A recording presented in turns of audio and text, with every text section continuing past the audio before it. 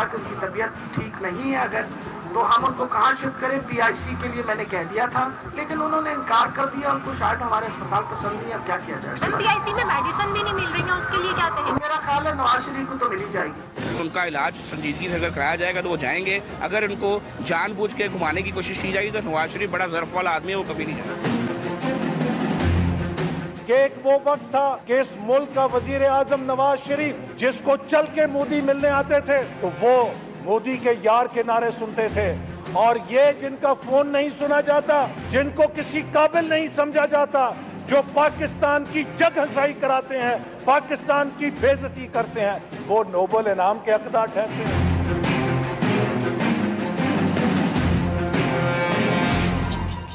Welcome to News Wise. میں ہوں عارفہ نور. آج سب سے پہلے ہم بات کریں گے نواز شریف صاحب کی, جن کی صحت کے حوالے سے بہت سی خبریں آج کل آ رہی ہیں. نواز لیگ کے سینئر رہنما اور مریم نواز کئی دفعے خدشات کا اظہار کر چکے ہیں ان کی صحت کے حوالے سے, اور سچویشن تو اب یہاں تک پہنچ گئی ہے کہ وزیر اعظم عمران خان نے خود اس ایشو کے اندر انٹروین کیا. انہوں نے پنجاب حکومت کو انسٹرکشنز دیں کہ وہ جا کے ڈائریکٹلی ملاقات کریں نواز شریف صاحب سے اور ان سے پوچھیں کہ وہ کس سے علاج کروانا چاہتے ہیں اور کس طرح حکومت ان کو فیسیلیٹیٹ کر سکتی ہے. چیف منسٹر کے اسپوکسمین ڈاکٹر شہباز گل گزشتہ دن گئے, انہوں نے نواز شریف صاحب سے ملاقات کی. ان کے ساتھ ایک دو صحافی اور حضرات بھی تھے اور انہوں نے اس ایشو پہ ان کے ساتھ بات کی. دوسری طرف پاکستان مسلم لیگ نواز جو ہے وہ حکومت کے اوپر مزید دباؤ بڑھاتی چلی جا رہی ہے نیشنل ایکشن پلان کے حوالے سے اور فارن پالیسی کے حوالے سے.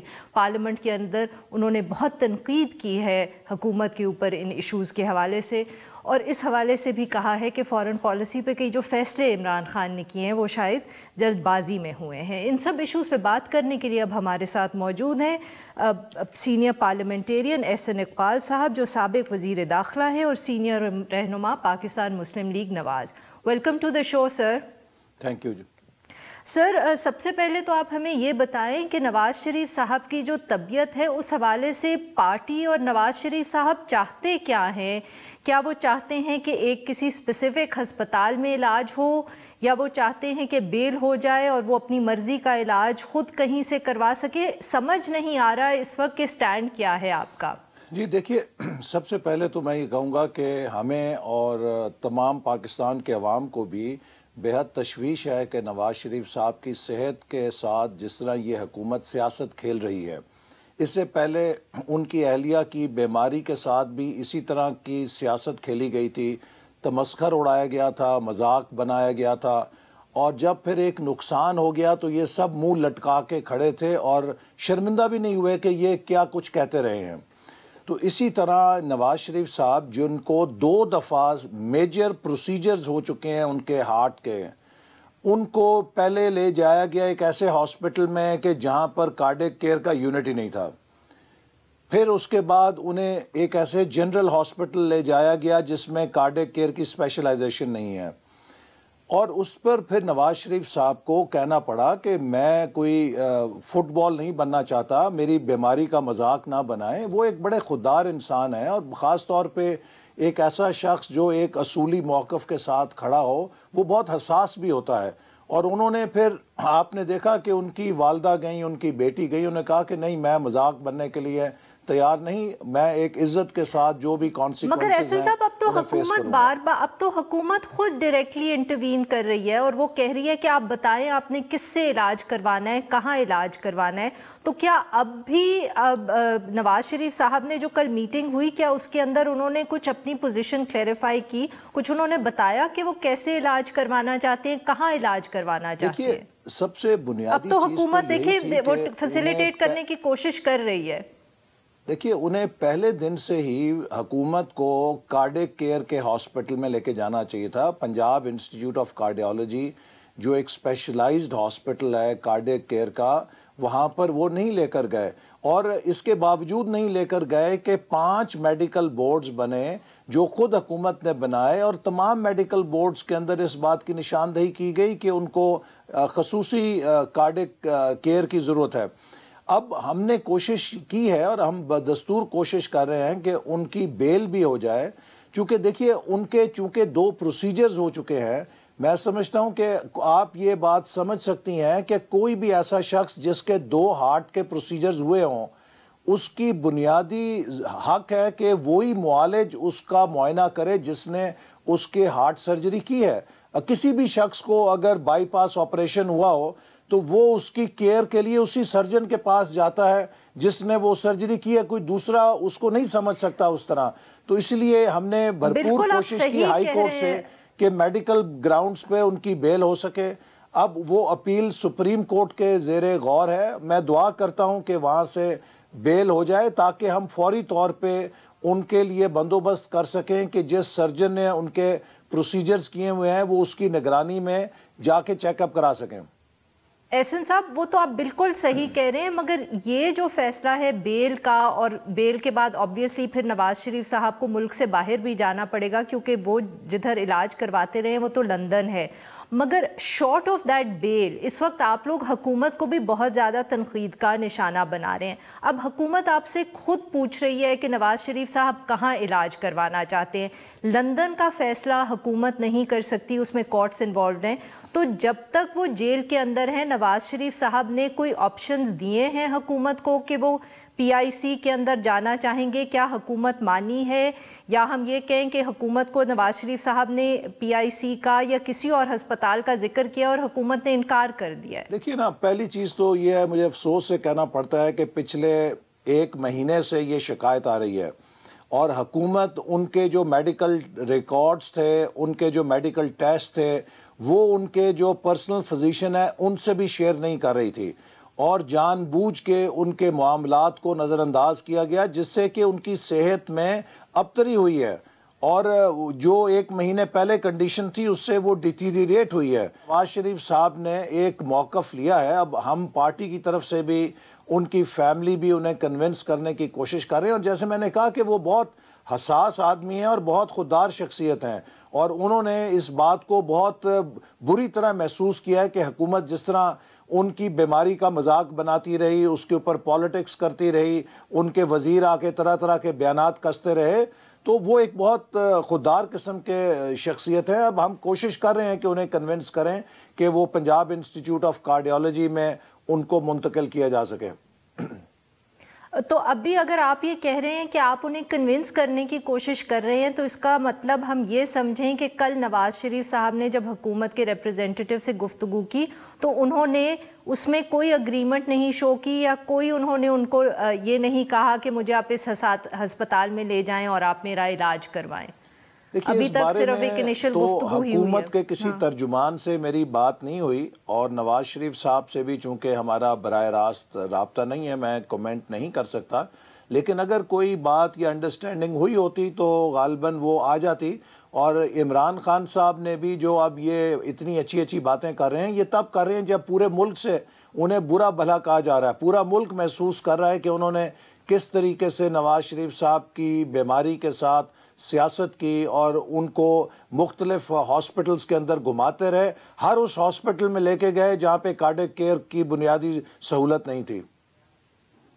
وہ بالکل ٹھیک ہے احسن صاحب، شروع کے اندر تو حکومت سے شاید کوئی کوتاہی ہوئی ہے، مگر اب تو وہ بہت ایفرٹ کر رہے ہیں اور وہ خود آپ کو اوپن اینڈڈ آفر دے رہے ہیں نا، تو اب اگر مسلم لیگ نواز نے یہ آفر ایکسیپٹ نہیں کی اور کوئی آپشنز نہیں دیے تو پھر لگے گا کہ جیسے آپ اس پہ سیاست کر رہے ہیں۔ تو ابھی ہمیں یہ نہیں سمجھ، اسی لیے میں بار بار پوچھ رہی ہوں کیونکہ لگ یہ رہا ہے کہ اب جیسے حکومت اگر دروازہ کھولنا چاہ رہی ہے تو پاکستان مسلم لیگ نون کی طرف سے کوئی رسپانس نہیں آ رہا اس پہ۔ آپ دیکھیں نا، میں نے جیسے آپ کو کہا کہ نواز شریف صاحب بہت اس حوالے سے حساس ہیں، انہوں نے جب یہ تمام معاملات چل رہے تھے پوری دنیا میں شور مچا دیا، جی ڈیل ہوگی، ڈیل ہوگی، ڈیل ہوگی، ڈیل ہوگی، کیا کیا نہیں، کس کس قسم کی باتیں نہیں کسیں، کیا کیا باتیں نہیں کیں۔ نواز شریف صاحب ایک اس وقت اپنے اصولی موقف پر ہیں، اور وہ آپ نے دیکھا کہ اپنی اہلیہ کو بستر مرگ پہ چھوڑ کر آ گئے، لیکن انہوں نے کوئی ایسا موقع نہیں دیا کہ کل کو ان کی سیاست پہ، ان کے اصول پر کوئی انگلی اٹھا سکے، اور اپنی بیٹی کو لے کر وہ سیدھے پاکستان آئے یہ جانتے ہوئے کہ انہیں سیدھا جیل بھیجا جائے گا۔ تو اب ایک پیچیدہ صورت ہے، ان حکومت کے رویے کی وجہ سے ہے، اور ان کی فیملی اور پارٹی، ہم کوشش کر رہے ہیں کہ ان کے ساتھ مل کر اس مسئلے کو ریزالو کریں۔ جی بالکل احسن صاحب، کیونکہ جب بیل ملے گی آپ کو سپریم کورٹ سے تو پھر آپ پہ بھی الزام لگے گا کہ ڈیل ہو گئی ہے یا ڈھیل ہو گئی ہے. نہیں دیکھیے، جو بیل ہے وہ تو ایک بنیادی حق ہے کسی کا بھی، اور عدالتیں آزادانہ کام کرتی ہیں. اگر عدالت بھی ڈیل اور ڈھیل کے اوپر بیل دیتی ہے پھر تو اللہ ہی حافظ ہے ہمارا اور ہمارے ملک کا. میں امید کرتا ہوں کہ عدلیہ جو ہے وہ آزادانہ طور پہ فیصلے کرے گی. اور اب جو نئے چیف جسٹس ہیں انہوں نے کوشش کی ہے کہ عدلیہ کے وقار کو بحال کریں، اور آپ نے دیکھا ہے کہ اب جب سے یہ آئے ہیں روز ہیڈ لائن میں چیف جسٹس نہیں ہوتے، عدلیہ خاموشی سے اپنا کام کر رہی ہے. جیسا کہ اس سے پچھلے دور کے اندر پرائم منسٹر سے پہلے چیف جسٹس کی خبر چلتی تھی، کوئی نہ کوئی ملک کے اندر ہنگامہ خیزی سپریم کورٹ کے طرف سے ہوتی تھی. تو ایک بہت پازیٹیو چینج ہے. ہم امید کرتے ہیں کہ انشاءاللہ تعالی ہمیں جو ہمارا لیگل رائٹ ہے وہ ضرور ملے گا. جی احسن صاحب، یہاں ہمیں ایک لینا ہے چھوٹا سا بریک. ناظرین، now we'll take a short break, اور جب ہم بریک سے واپس آئیں گے تو احسن اقبال صاحب کے ساتھ ہماری گفتگو جاری رہے گی. اسٹے ود اس.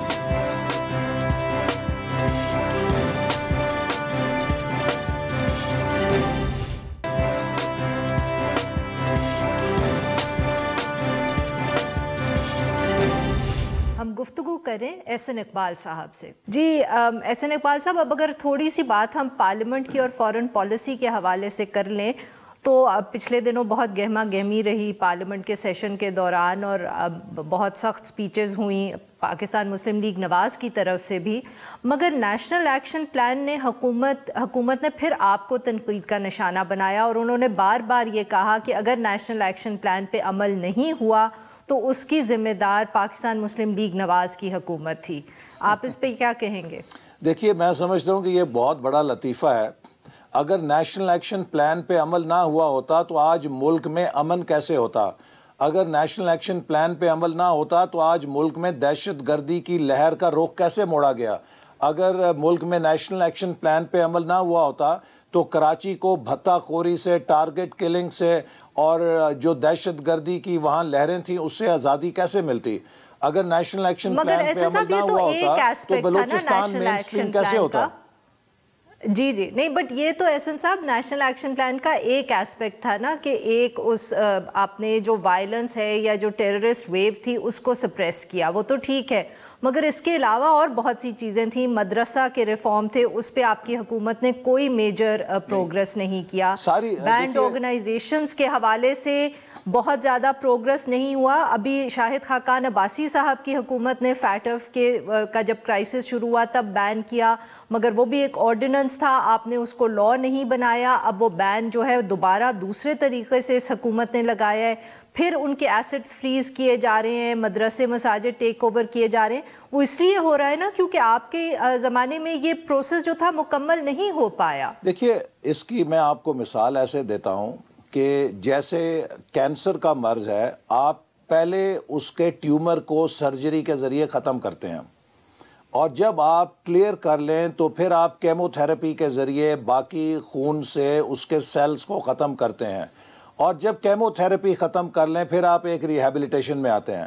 ہمارے دور میں 3-4 سالوں میں جو ٹیومرز ٹیررزم کے اور ایکسٹریمزم کے تھے، ہم نے ان کو کہیں سیکیورٹی آپریشن سے، کہیں انٹیلیجنس بیسڈ آپریشن سے، کہیں پرو ایکٹیو پروسیس جو انیشیٹیوز کے ذریعے ختم کیا.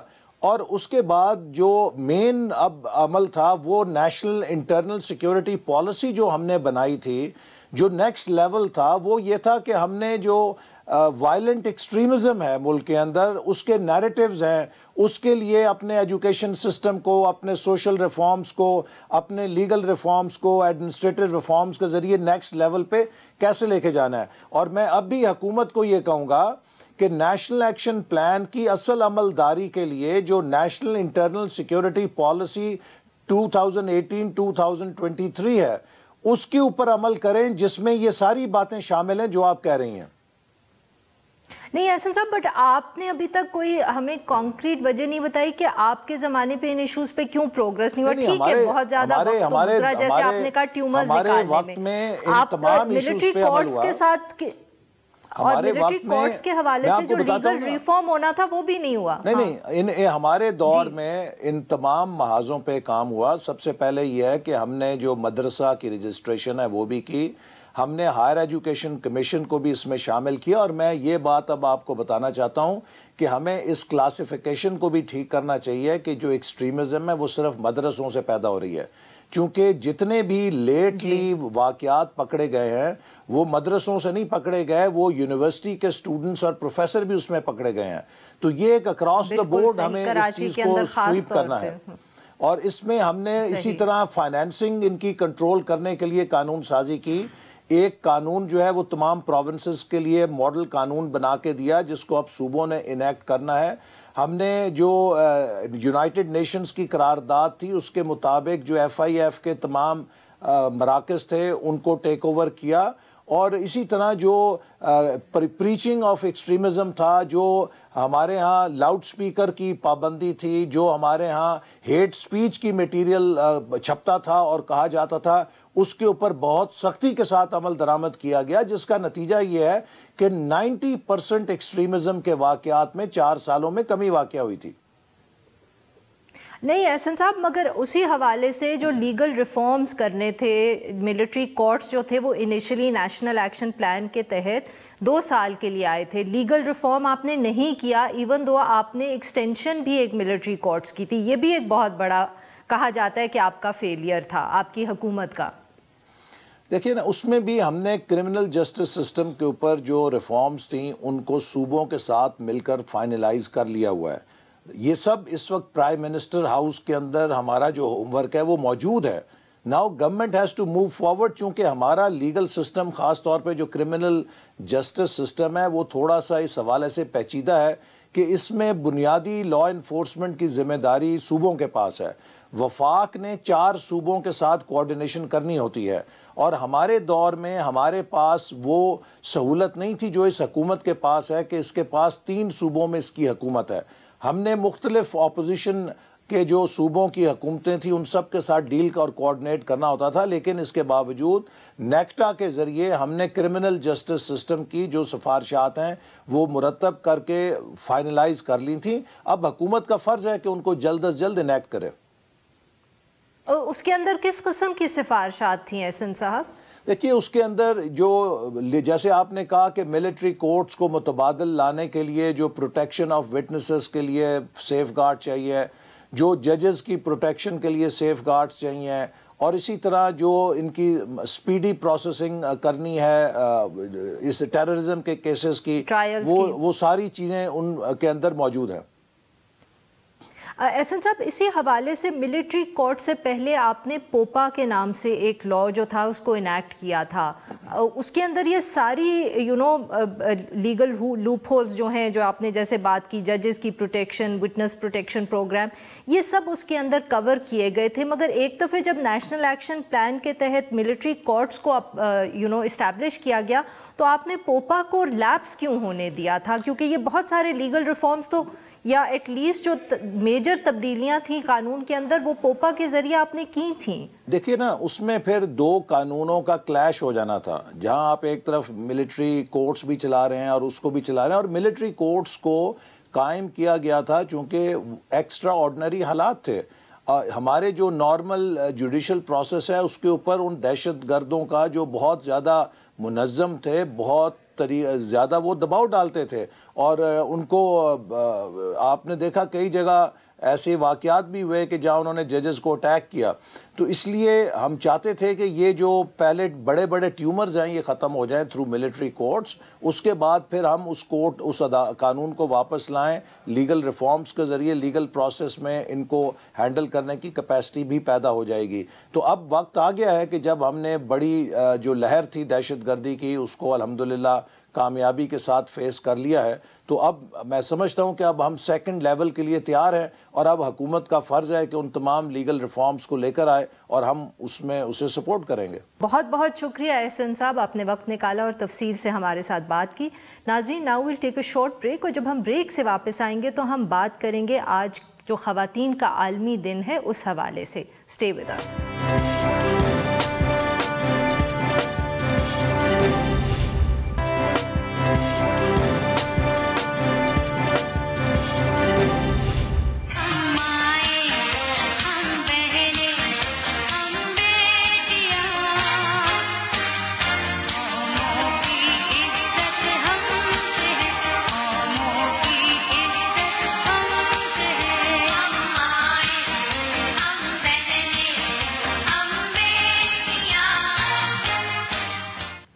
Welcome back. और अब हम बात करेंगे इंटरनेशनल वुमेंस डे या दुनिया का आलमी दिन, जो इस वक्त पाकिस्तान समेत सारी दुनिया में मनाया जा रहा है।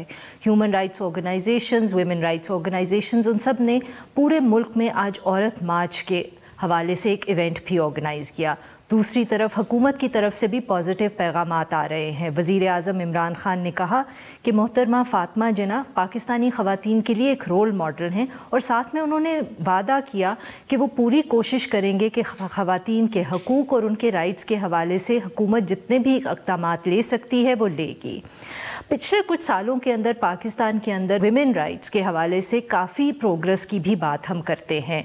प्रोग्रेसिव लेजिस्लेशन पास हुई है, हमारी पार्लियामेंट के अंदर ख़वातीन की जो रिप्रेजेंटेशन है वो मुल्कों के दुनिया के काफ़ी ममालिक से बेहतर है। मगर दूसरी तरफ बहुत से मसाइल भी हैं जिनको हम काफ़ी अरसे से हाईलाइट कर रहे हैं, और अभी भी उनके ऊपर बहुत से काम की ज़रूरत है। ऑनर किलिंग्स एक है, उसके अलावा डोमेस्टिक वायलेंस है, सेक्सुअल हरासमेंट है। ये सब वो इश्यूज़ हैं जिनके ऊपर हमने बात पहले भी की है, हम करते भी रहेंगे, और हुकूमत भी इस पे अब बहुत काम कर रही है। इन सब इश्यूज़ पे बात करने के लिए आज हमारे साथ मौजूद हैं ख़ावर मुमताज़ साहिबा, जो national commission on women status की हेड हैं, चेयरपर्सन हैं। वेलकम टू द शो ख़ावर साहिबा। ख़ावर साहिबा, आज के दिन के हवाले से वैसे तो बहुत सी बातें करने की हैं, मगर क्योंकि आपकी वुमेन एक्शन फोरम के हवाले से और वुमेन राइट्स के हवाले से एक बहुत तवील जिद्दोजहद भी रही है, और आपने बहुत देखा भी है कि पाकिस्तान के अंदर वुमेन राइट्स के हवाले से ख़वातीन ने ख़ुद कितना स्टैंड लिया है। तो अगर थोड़ी सी हम उसकी बात कर लें ताकि जिन्होंने वो वक्त देखा नहीं या उसके बारे में पढ़ा नहीं तो उनको कुछ याद करवा दें कि ये सारी शुरुआत जो हुई थी ज़िया के ज़माने में, ये कैसे हुई थी। बहुत शुक्रिया मुझे यहाँ बुलाने का। बहुत अच्छा किया कि आप तारीख़ की बात कर रहे हैं, क्योंकि अगर हम तारीख़ को नहीं देखते हैं तो हमें नज़र लगता है कि हमारे साथ ही सब कुछ हो रहा है और किसी ने इससे पहले इस तरह के दौर से गुजरा नहीं है। और जब तक तारीख़ ना समझो तो फिर हाल समझना भी बहुत मुश्किल हो जाता है। अब असल में अगर हम देखें, और ज़िया से पहले की बात अगर हम कर रहे हैं, तो हमें उससे भी पहले जाना पड़ेगा कि जब मेरी तारीख क्योंकि ज़िया के ज़माने से शुरू होती है ना, इसलिए मैंने भी वहीं से कहा सवाल आपसे पूछा। आप पीछे चले। लेकिन क्योंकि मैंने मुतालिया किया तो इसलिए मुझे एक नज़र आया कि एक धारा है जो चलता है उस वक्त से, जबकि बरे सग़ीर में नेशनलिस्ट मूवमेंट था। जब अंग्रेज़ों के ख़िलाफ़ मूवमेंट हुआ है तो उस वक्त हम देखते हैं कि पहली दफ़ा औरतों की, मुसलमान औरतों ने भी आवाज़ उठाई कि हमें तालीम चाहिए। तालीम में हिस्सा लेने की सबसे पहले आवाज़ उठी थी। उसके बाद सियासत में शमूलियत की बात उठी, और आप देखते हैं कि आहिस्ता आहिस्ता ख़वातीन को उसमें जगह मिलना शुरू हुई। पहले इक्का दुक्का ही होती थी, लेकिन जब पाकिस्तान मूवमेंट शुरू हुआ है तो कायद-ए-आज़म के ख़ास उनका एक विज़न थी। उन्होंने कहा कि हम एक कौम आगे बढ़ ही नहीं सकती जब तक कि औरतें उसमें शामिल ना हों, और हम देखते हैं कि पहली दफ़ा बहुत सारी औरतें घरों से निकली इस पाकिस्तान के तहरीक में शामिल होने के लिए। तो वो मेरे ख्याल से एक टर्निंग पॉइंट था औरतों की आवाज़ का। सो आप कह रही हैं कि जो मैस मोबिलाइजेशन उस वक्त हुई उसके अंदर ख़वातीन का एक बहुत बड़ा किरदार था। बल्कि अगर मुतालिया करें तो आप देखते हैं कि हर सियासी मूवमेंट जो मैस मूवमेंट होती है उसमें औरतों के लिए जगह बनती है, क्योंकि उस तहरीक की ज़रूरत बन जाती है कि आप औरतों को भी शामिल करें, क्योंकि आपको जितने ज़्यादा नंबर्स चाहिए आप हर एक को, और आपको वो लोग नहीं चाहते कि वो ऐसे लोग नहीं चाहिए जो कि रोकें कि बेटों को नहीं जाने दें, भाइयों को नहीं जाने दें, खुद भी उसमें शामिल हो जाएं।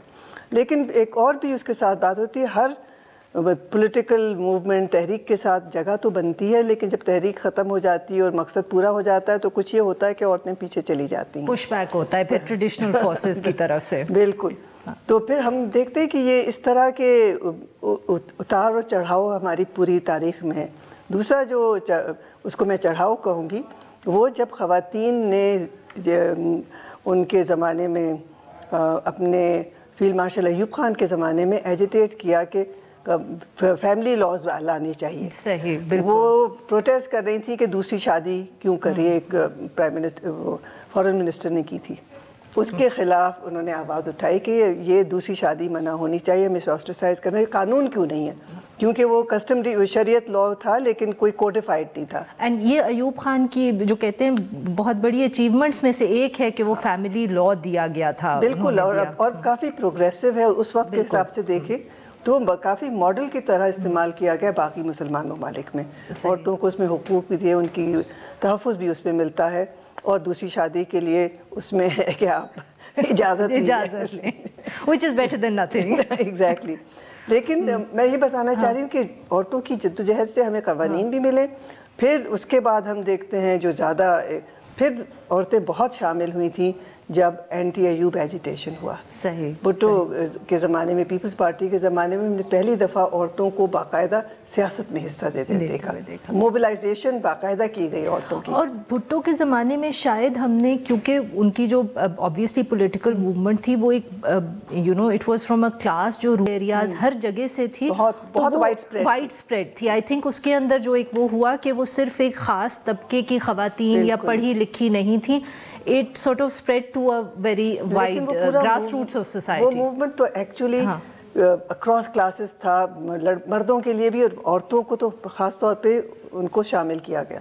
اور وہ سلیکشن کیمپین میری پولیٹیسائزیشن جب سے شروع ہوئی وہ اب ہم بات کریں گے بریک کے بعد. We have to take a short break ہے ناظرین, یہاں لیں گے ہم ایک چھوٹا سا بریک, اور جب ہم بریک سے واپس آئیں گے تو ہم خاور ممتاز صاحبہ سے گفتگو جاری رکھیں گے. اسٹے ود اس.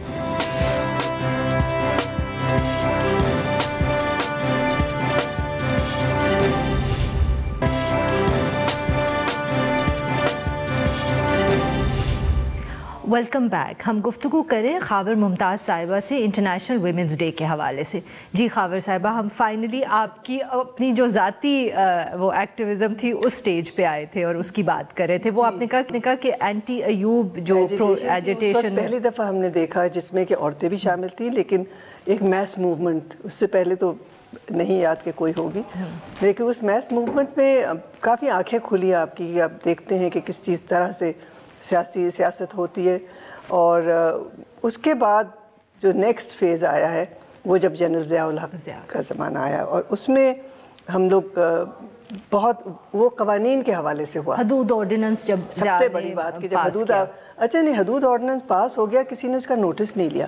جب پہلا کیس اس کے تحت آیا جس میں ایک مرد کو وہ تھا سنسار کرنے کی سزا تھی اور عورت کو 100 کوڑوں کی, اس وقت یہ شہری عورتیں تھیں, ہم لوگ کام کر پروفیشنل عورتیں تھیں, شہری عورتیں تھیں, جو کہ ان کو غصہ بھی آیا کہ یہ کیسے کس قسم کے یہ قوانین. تو اس وقت وہ موبلائزیشن ہوئی, اور وہ موبلائزیشن ابھی تک چل رہی ہے. وہ بالکل چل رہی ہے. I think that's the legend that at least my generation grew up on. ہمیں تو اسی ایجیٹیشن کا بتایا جاتا تھا, اور ہمارے لیے تو خواتین کے جو حقوق کی کہانی ہے یا تاریخ ہے وہ ادھر سے شروع ہوتی ہے.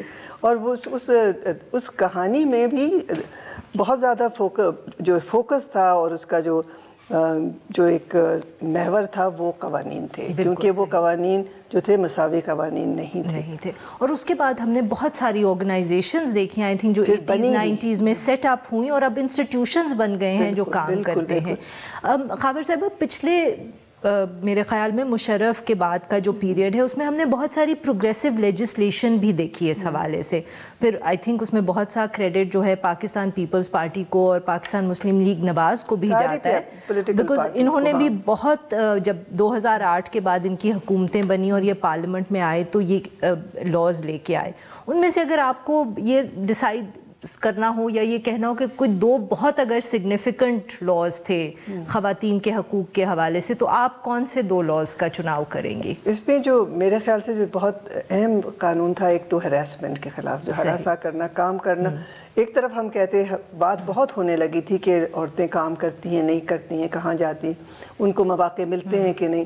پھر مواقع ملتے ہیں تو وہاں پر اگر ہراساں ہوتی ہیں تو پھر وہ چھوڑ جاتی ہیں. بالکل. تو اس حوالے سے وہ قانون بنا, اور وہ قانون ہے ابھی بھی, اور میرے خیال سے اس کی وجہ سے بہت ساری وہ باتیں جو لوگ سامنے نہیں کرتے تھے یا لڑکیاں اور عورتیں خاموش رہتی تھیں, اب آواز اٹھاتی ہیں اس کے خلاف. بالکل صحیح. تو سب سے بڑی بات ہے, اچھا قانون ہوتا ہے تو وہ نفاذ اس کا پوری طرح سے ہو یا نہیں ہو, وہ آپ کو موقع دیتا ہے آواز اٹھانے کا. بالکل, اور ڈسکشن ہوتی ہے اور اویئرنیس اس سے بہت ریز ہوتی ہے.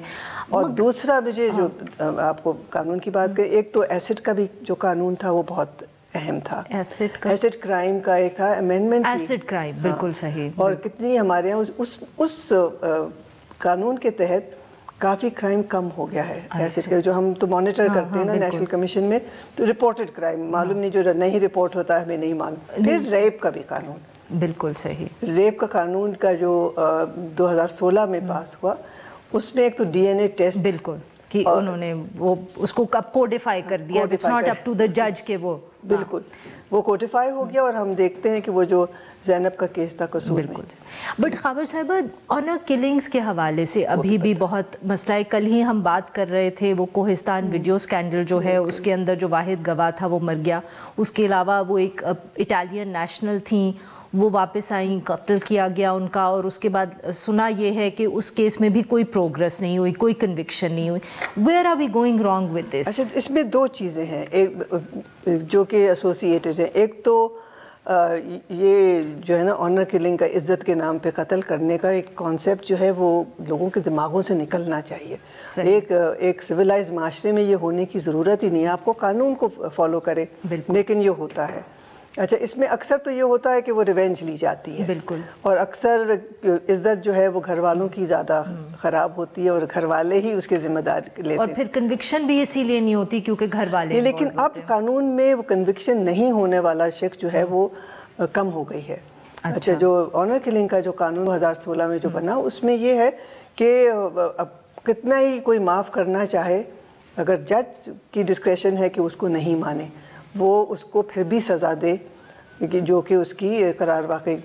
اس لاء کے اندر کیا یہ پروویژن ہے کہ آنر کلنگز کے اندر کمپلیننٹ جو ہے وہ ریاست ہونی چاہیے اور رشتہ دار یا ایک انڈیویجول، پرائیویٹ انڈیویجول نہیں ہونا چاہیے؟ بیکاز اس سے بہت فرق پڑ سکتا ہے. وہ اسٹیٹ ہوتی ہے، ہاں اسٹیٹ ہوتی ہے، کیونکہ اس طرح کا جو قتل ہے اس میں اسٹیٹ، اکثر تو اسٹیٹ ہوتی ہے. قندیل بلوچ کا ہی، جی بالکل، دیکھ لیں آپ. ہاں، بہت بہت شکریہ خاور صاحبہ، آپ نے وقت نکالا اور ہم سے بات کی. ناظرین، آج کے لیے بس اتنا ہی. We'll be back next week.